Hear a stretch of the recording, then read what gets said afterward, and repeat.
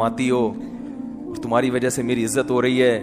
تو بات یہ چل رہی تھی کہ آپ کو کسی نے ریوو گفٹ دی, یا آپ کو کسی نے گاڑی گفٹ دی, یا آپ کو کسی نے کوئی بھی ہدیہ دیا, انڈے والا برگر کھلا دیا, آپ برگر کی تعریفیں کر رہے ہو, برگر کے شکریہ ادا کر رہے ہو.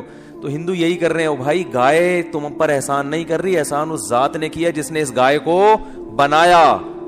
تو خدا کہہ رہا ہے کہ نہ ملحدوں کی طرح خدا کا انکار کرو کہ یہ خود بخود ہو رہا ہے, اور نہ مشرکین کی طرح اصل خدا کو چھوڑ کر بنی ہوئی چیزوں کو پوجنا شروع کر دو. اسلام کتنا بیلنس کرتا ہے, کیسی اعتدال والی بات کرتا ہے. لا تسجدوا للشمس ولا للقمر, سورج اور چاند کو سجدہ مت کرو ان کی خدمت کو دیکھ کے. واسجدوا للہ الذی خلقہن, اس ذات کو سجدہ کرو جس نے ان کو بنایا. یہاں بھی سجدے کا ذکر ہے, نماز میں ہوتا ہے سجدہ. تو اللہ نے کیا فرمایا, اقیم الصلاۃ لدلوک الشمس, سورج کے ڈھلکنے. سورج سے نا زمین کا بڑا سسٹم ہے, سورج کو بڑا قرآن نے پروٹوکول دیا ہے. قرآن نے اپنی نشانیوں میں اگر میں یہ کہوں کہ جتنا سورج کو پروٹوکول دیا ہے شاید کسی اور نعمت کو نہیں دیا, تو شاید میری یہ دعویٰ غلط نہیں ہوگا. تبھی تو سورج سے نمازوں کے اوقات رکھے گئے ہیں. روزہ بھی سورج دیکھ کے ہوتا ہے, سورج غروب ہوگا تو روزہ افطار ہوگا, سورج طلوع ہونے سے پہلے روزہ بند ہوگا, نمازیں سورج کے اوقات پر. تو یہ کیا ہے؟ اس لیے کہ دلوک کہتے ہیں ڈھلکنا.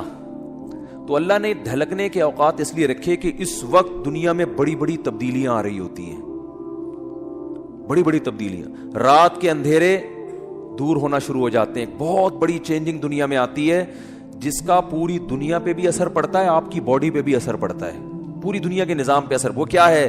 سورج کی جو کرنیں ہیں, مشرق سے بھی سورج کے طلوع ہونے کا ٹائم ہوا ہے, آپ کو روشنی دیکھ کے اندازہ ہو جاتا ہے کہ اب صبح ہونے والی ہے اور اس زمین کے نظام میں تبدیلی آنے والی ہے. تو عقل مند لوگ کیا کرتے ہیں؟ اللہ نے فرمایا اس موقع پر تم نے کس کو یاد کرنا ہے؟ اللہ کو یاد کرنا ہے. کس طرح؟ جس طرح اللہ کہتا ہے میں بتاؤں گا اس طرح یاد کرنا ہے.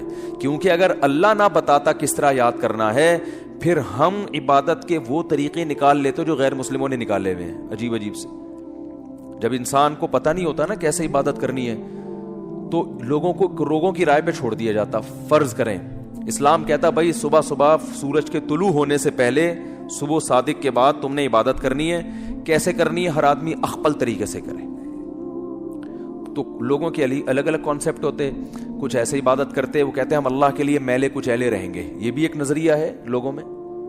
برما میں گیا, بدھسٹ نظر آئے, 6 مہینے سے کہا جاتا ہے کہ نہائے نہیں ہے. یہ ان کا خیال ہے کہ اس طرح بھگوان کیا ہوتا ہے؟ خوش ہوتا ہے, نہائے نہیں. کچھ ایسا کرتے کہ ننگ دھڑنگ رہنے کو عبادت سمجھتے.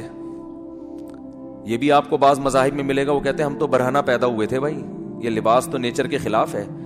وہ بھی کچھ دن پہلے میں نے فیس بک پہ ایک انٹرویو دیکھا, شکر ہے وہ آگے میز لگائی ہوئی تھی, انہوں نے انٹرویو کے دوران انہوں نے یہ عقل بندی کی, وہ ایک برہنہ بیٹھا ہوا ہے بالکل ہی لباس لیس. تو اس سے پوچھنے کہ اس تکلف کی ضرورت کیا تھی آپ کو؟ تو وہ کہہ رہے ہم تو انسان کیا ہے, پیدا کیسے ہوا ہے؟ برہنہ. تو نیچر یہی ہے کہ لباس وباس نہیں ہونا چاہیے. نیچے لوگوں نے طبیعت سے گالیاں دی ہوئی نا کہ اس کی کوئی ماں بہن نہیں ہے گھر میں.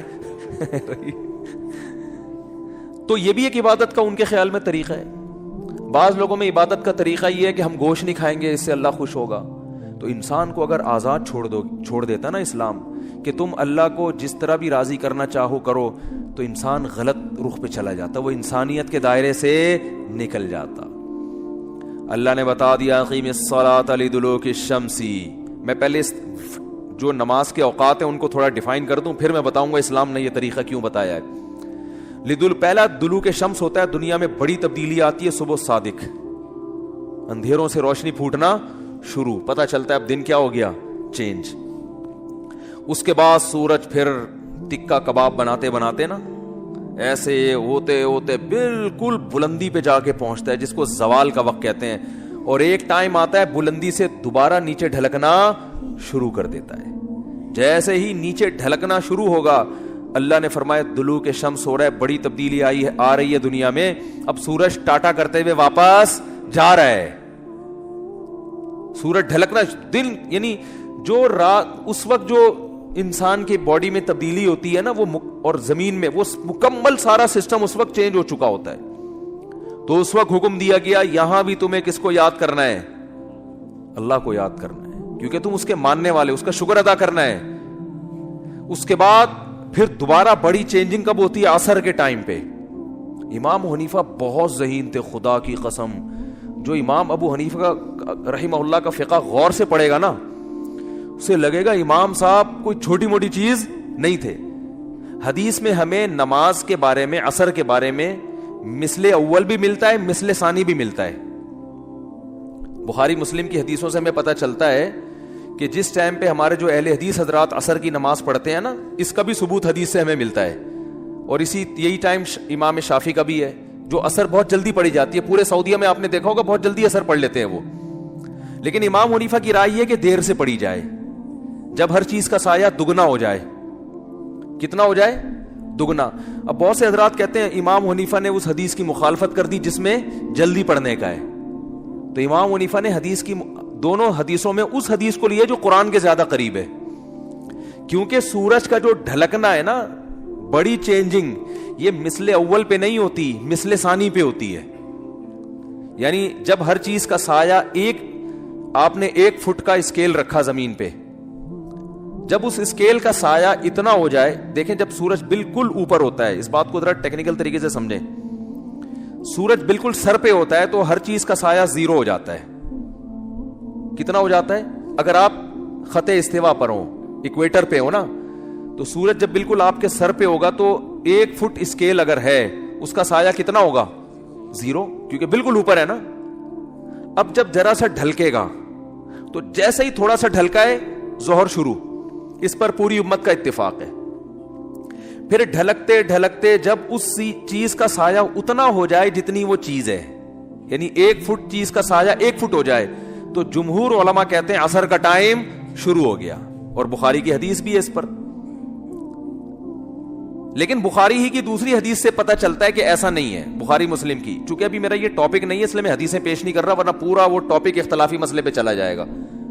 اس سے پتہ چلتا ہے کہ نہیں, ابھی عصر کا ٹائم شروع نہیں ہوا, بلکہ ہر چیز کا سایہ جب دگنا ہو جائے گا, 1 فٹ کی چیز ہے اس کا سایہ کتنا ہو جائے؟